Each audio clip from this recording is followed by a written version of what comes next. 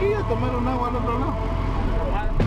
Nos encontramos en Nueva Orizaba, Chiapas, México. Los agricultores ya no es negocio. Para ellos están perdiendo en sus operaciones.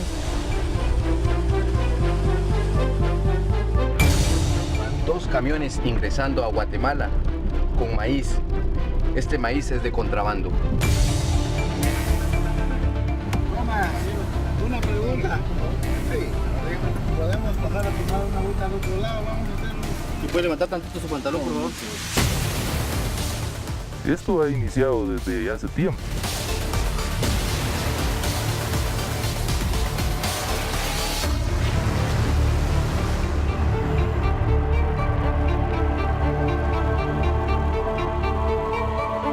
Guatevisión, lo mejor que ves.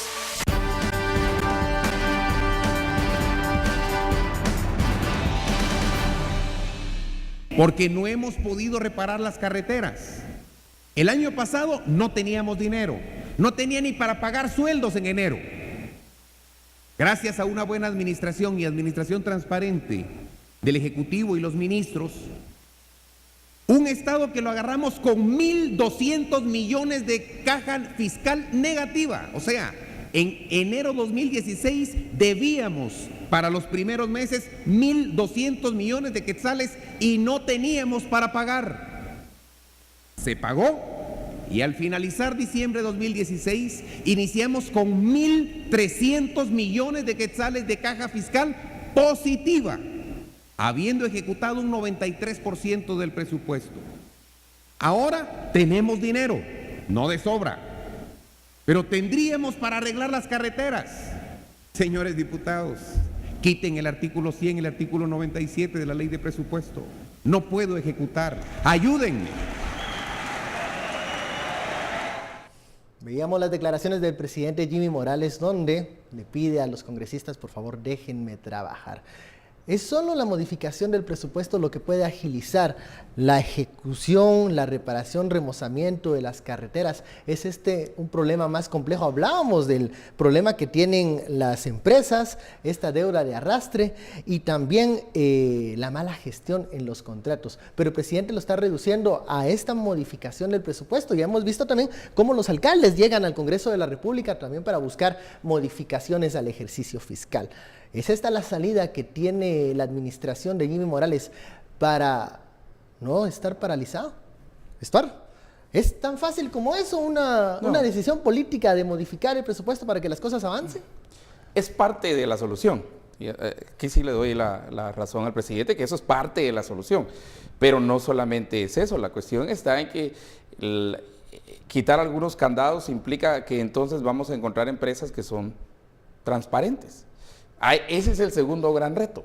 Y que es ahí es donde se puede tener todo el dinero del mundo y lo que uno va a pensar es, pero si esta empresa es la que va a ejecutar, ese dinero que es positivo, que dice el presidente hoy, en caja fiscal, va a terminar solamente pasando de positivo a negativo en otro lado. Suma cero, ahí sí va a ser suma cero, ¿verdad? ¿Sería un desgaste? Sería un desgaste. ¿Quitar estos candados? Sí, pero va más allá también por eso, va más allá de quitar los candados. Tiene que ver las empresas, tiene que ver también la gestión, como decía Philip, todos esos eventos que se están cayendo, se va cayendo uno a uno. Si ahorita era gran noticia que el de los puentes Bailey por lo menos se sostuvo, ¿verdad? Utilizaron una metodología diferente para los puentes temporales estos, y entonces esto se sostuvo de alguna manera, no va a ser que mañana haya una impugnación o algo de esa naturaleza. Como están diciendo muchos tuiteros, es correcto. En la forma tradicional, digamos, en la forma antes de la lucha contra la corrupción, los proyectos ya tenían destinatario. Los proyectos se hacían de tal manera y se licitaban de tal manera que las condiciones eran casi que solo faltaba ponerle destinatario, ¿verdad? Empresa X, empresa Y, empresa Z.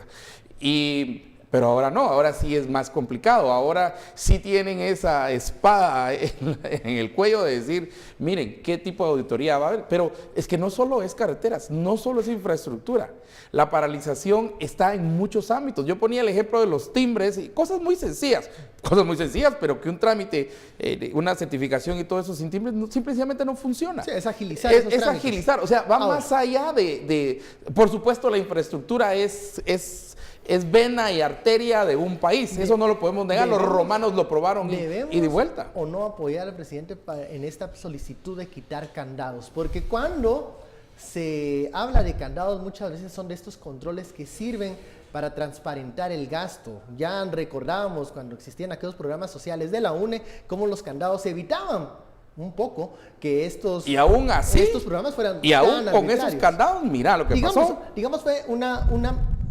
forma de pensar de hacer más rígido el presupuesto para que los gobiernos no tuvieran esa libertad de mover recursos a sabor y antojo. Pero es necesario mantenerlos. Es que entendamos los dos candados, el artículo 93 y el artículo 100. El artículo 93 básicamente hace referencia a, miren, cuando se suscribe un contrato de construcción de una carretera, el tipo de contrato básicamente da a entender que el Estado, en el periodo en el que se construye esa obra, da prácticamente en arrendamiento el terreno sobre el cual la obra se está construyendo a la empresa constructora. Cuando la empresa termina la construcción de la obra, le entrega al Estado no solo la carretera, sino que le devuelve en arrendamiento el terreno. Entonces, esto tiene como objetivo darle a la empresa desarrolladora del proyecto la flexibilidad para poder mover maquinaria, tener su equipo, etcétera, etcétera, sin tener que estar requiriendo constantemente autorizaciones y permisos públicos o permisos municipales. Entonces, ¿qué ocurre? Y ese es el caso de Odebrecht. En el caso de Odebrecht hay un contrato para la construcción de la CA2 Occidente. En términos legales, el terreno por el cual atraviesa la carretera que está construyendo Odebrecht está prácticamente arrendado a la empresa. Pero el contrato está paralizado. ¿Por qué? Por la investigación judicial, etcétera, etcétera. Entonces, digamos que hay un impasse. Porque Odebrecht dice, bueno, hasta que no se resuelva el lío judicial, yo no sigo construyendo. El Estado le está diciendo a Odebrecht, anulemos el contrato y pagame las costas o los daños y perjuicios. Pero en lo que se resuelve ese lío, el terreno sobre el cual está la carretera Odebrecht técnicamente está arrendado a la empresa. Entonces el Estado no puede venir y contratar a una tercera empresa a decir, terminá, dale mantenimiento, porque ese terreno técnicamente está en manos de la empresa. Entonces, de entrada, ahí, hasta que no se resuelva la situación del contrato originario, de donde se desprende la negociación corrupta, el Estado no puede hacer absolutamente nada con esas carreteras a medias. Primer problema. Entonces, la pregunta del millón es, ¿quito o no quito ese candado?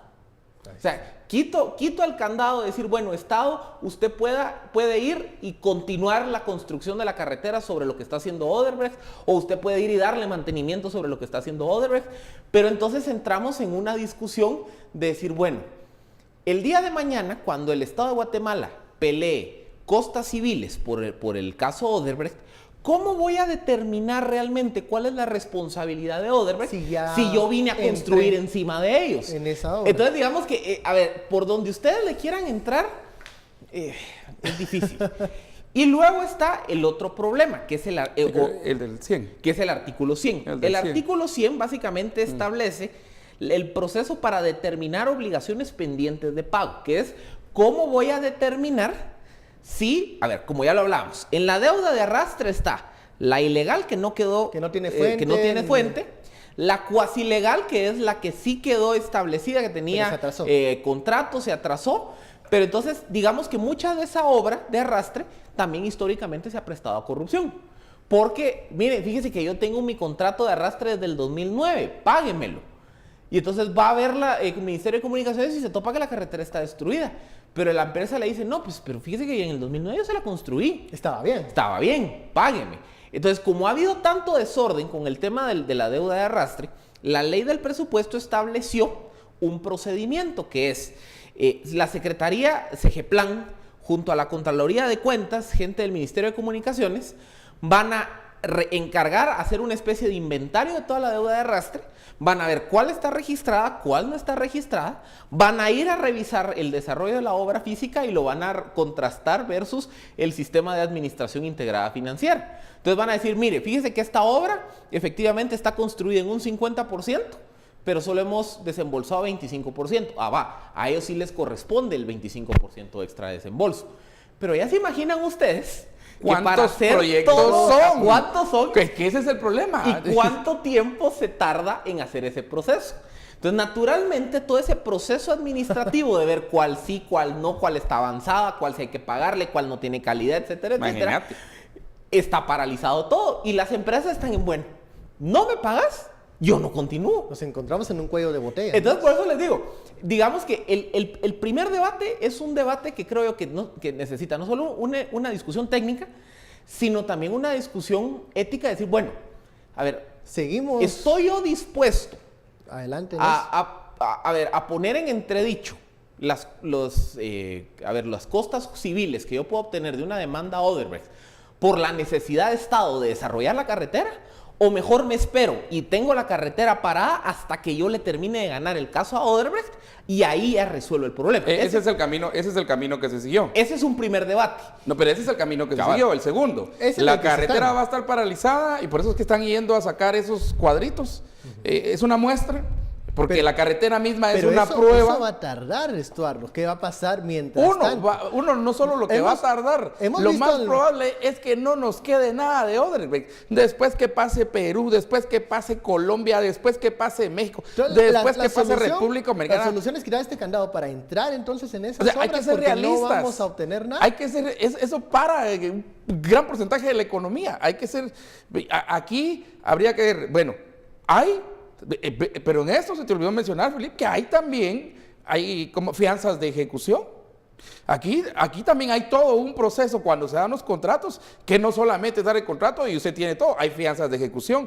El mismo presidente tiene iniciativa de ley. Fianzas que no se ejecutan, por cierto. Sí, fianzas que no se ejecutan, pero ahí están. Si no, no les hubieran dado el contrato. Eso era algo que mencionaban los diputados que asistieron a este acto del MAGA, que el presidente estaba pues instando a los congresistas a que reformaran, modificaran, pero bueno, la reacción fue, el presidente no ha presentado nada.